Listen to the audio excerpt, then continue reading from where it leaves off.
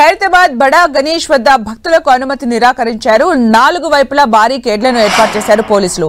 చాలా ప్రాంతాల నుంచి బడా గణేష్ దర్శనానికి వచ్చారు భక్తులు. అనుమతి లేకపోవడంతో నిరాశ చెందుతున్నారు. ట్యాంక్బండ్ పరిసర ప్రాంతాల్లో భారీగా ట్రాఫిక్ జామ్ కొనసాగుతోంది.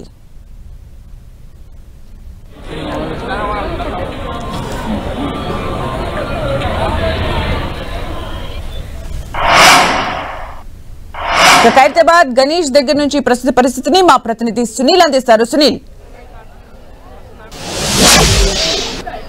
Thank you Sumitra. ఇక్కడ పరిస్థితి చూస్తే పోలీసుల వలయంలో ఖైరతాబాద్ మహా గణేష్ ఉందనే చెప్పాలి. ఎందుకంటే ఇప్పటి వరకు కూడా ప్రజలందరూ చాలా తీవ్ర ఆటంకం కలిగించారనే చెప్పాలి. కరతీత పనులకి ప్రజలందరూ కూడా దర్శనానికి రావడం ఎంతో కొంత ఇబ్బంది కలగడం అనేది జరిగింది. ఇక ఇప్పుడు చాలా స్ట్రిక్ట్ గా చేశారు కొద్దిసేపటి క్రితం నుంచే. సో పోలీసులందరూ కూడా ఎవరిని కూడా లోపలికి రానివ్వటం లేదు. సో పనులు కూడా చాలా వేగంగా పూర్తి చేస్తున్నటువంటి పరిస్థితి కనబడుతోంది. మరోపక్క మనం చూస్తే ఇక టస్కర్ కూడా వినాయకుడిని తన మీదకి ఎక్కించుకోవడానికి చాలా అందంగా ముస్తాబవుతున్నటువంటి పరిస్థితి కూడా కనబడుతోంది. సో కాసేపట్లో దీన్ని కూడా పూర్తిగా అలంకరించేటువంటి కంప్లీట్ గా ఈ అలంకరణ కూడా పూర్తయ్యే అవకాశం ఉంటుంది. మధ్యాహ్నానికి దానికి ఆ టస్కర్ కి జరగాల్సినటువంటి వెల్డింగ్ పనులన్నీ కూడా అయిపోయినవి. ఇక పూల అలంకరణ కూడా కంప్లీట్ అయిపోయాక 12 గంటలకి అర్ధరాత్రి పూజ చేసిన అనంతరం వినాయకుడిని ఈ టస్కర్ మీదకి ఎక్కించనున్నారు. అండ్ ఉదయం 6 గంటలకి ఖచ్చితంగా పోలీస్ అధికారులు చెప్తున్నటువంటి విధంగా మనం అనుకుంటే గనక ఉదయం 6 గంటలకల్లా శోభాయాత్ర అనేది ప్రారంభం ఎట్టి పరిస్థితుల్లో చేయాలి అనేది పోలీసులు చెప్తున్నటువంటి విధి. ఇక గణేష్ ఉత్సవ కమిటీ కూడా అదే చెప్తున్నప్పటికీ ఒక 10 నిమిషాలు అటు ఇటు అయ్యేటువంటి అవకాశం ఉంటుంది. కానీ ఎట్టి పరిస్థితుల్లో కూడా ఈ ఖైరతాబాద్ గణేశుడి నిమజ్జనం అనేది వేగంగా పూర్తి కావాలి. కాబట్టి ఖైరతాబాద్ గణేశుడి నిమజ్జనం అనేది వేగంగా పూర్తయితే మిగతా విగ్రహాలన్నీ కూడా చాలా వేగంగా నిమజ్జనం చేసేటువంటి ప్రక్రియ కూడా వేగవంతం అయ్యేటువంటి నేపథ్యంలో సో ఖైరతాబాద్ గణేశుడి నిమజ్జనానికే చాలా ప్రప్రథమమైనటువంటి ప్రాధాన్యత ఇస్తూ ఫస్ట్ దీనికే ప్రామినెన్స్ ఇస్తున్నటువంటి పరిస్థితి కూడా కనబడుతోంది. సో ఇక్కడ పోలీసులు కూడా ఇప్పటి వరకు కూడా ఎంతమంది పోలీసులు ఇక్కడ లేరు. ఇప్పుడు అందరూ కూడా పోలీసు అధికారులందరూ కూడా ఇక్కడికి వచ్చేసినటువంటి పరిస్థితి కనబడుతోంది సుమిత్ర. సో ప్రజలందరికీ కూడా ఒకటే విజ్ఞప్తి చేస్తున్నారు, భక్తులు ఎవ్వరూ కూడా మనోభావాలను దెబ్బతీసుకోవద్దు. భక్తులందరూ కూడా రేపు శోభాయాత్రలో దయచేసి రేపు ఉదయం నుంచి శోభాయాత్ర చాలా ఘనంగా ప్రారంభమవుతుంది.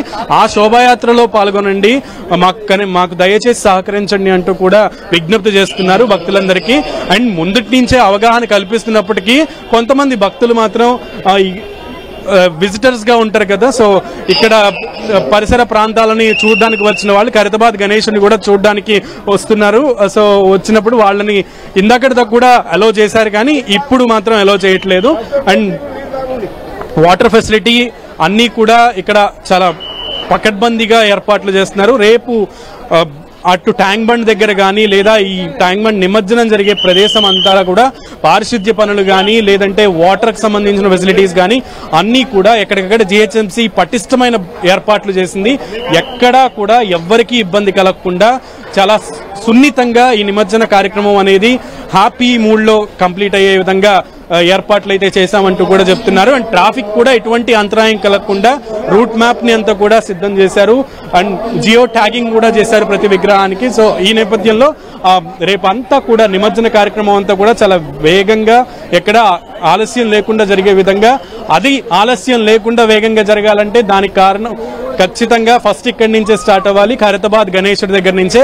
అందుకని ఖైరతాబాద్ గణేశుడిని ఎంత వేగంగా అయితే ఎంత తొందరగా అయితే నిమజ్జనం కార్యక్రమం పూర్తవుద్దో, గంగమ్మ చెంతకి ఖైరతాబాద్ బడా గణేశుడిని చేరుస్తామో అంతే ఫాస్ట్ గా మిగతా గణేష్ విగ్రహాలన్నీ కూడా గంగమ్మ చెంతకి చేరేటువంటి ఆస్కారం ఉంటుంది. కాబట్టి సో పోలీస్ అధికారులు కానీ భక్త ఉత్సవ కమిటీ కానీ గణేష్ ఉత్సవ కమిటీ కానీ ఈ విషయంలో చాలా సిన్సియర్ గా ముందుకు వెళ్తున్నటువంటి పరిస్థితి కనబడుతోంది.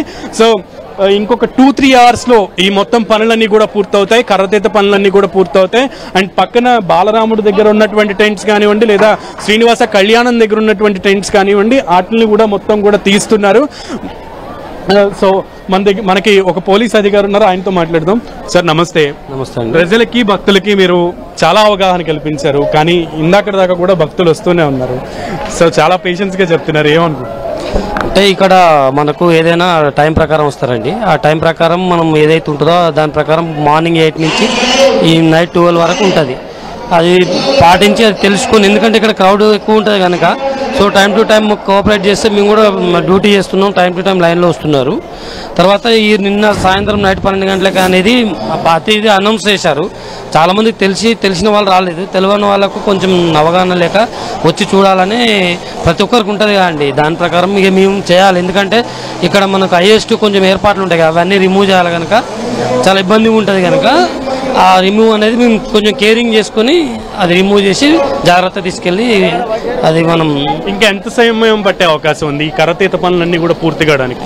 అంటే ఈ దాదాపు ఈ రాత్రి అంతా పడుతుందండి. పట్టి మనం దీన్ని దేవుడిని చాలా జాగ్రత్త తీసుకొని మళ్ళీ ఆ ట్రక్లో పెట్టి ఇదంతా మళ్ళీ వెల్డింగ్ చేసి ఇదంతా కూడా ఎర్లీ మార్నింగ్ నైట్ అంతా కష్టపడుతూనే ఉంటారు టీం అంతా. తర్వాత నైట్ అంతా కూడా సెట్ చేస్తారు, ఇదంతా చేసి క్లియర్ చేసుకొని తర్వాత రేపు మార్నింగ్ 5 o'clock మనకు దర్శనం అనేది యాత్ర అనేది స్టార్ట్ అయిపోతుంది. రైట్, మొత్తానికి అది సుమిత్ర, శోభాయాత్ర అనేది ఉదయాన్నే స్టార్ట్ అవ్వాలంటే అందుకనే చాలా క్లిష్టమైన ప్రక్రియ కాబట్టి ఇది. సో ప్రతిదీ కూడా చాలా సున్నితంగా చేయాల్సినటువంటి పని ఉంది కాబట్టి ముందు నుంచే కూడా అలర్ట్ గా ఉన్నామని చెప్తున్నారు Sumitra. Thank you Sunil for the update.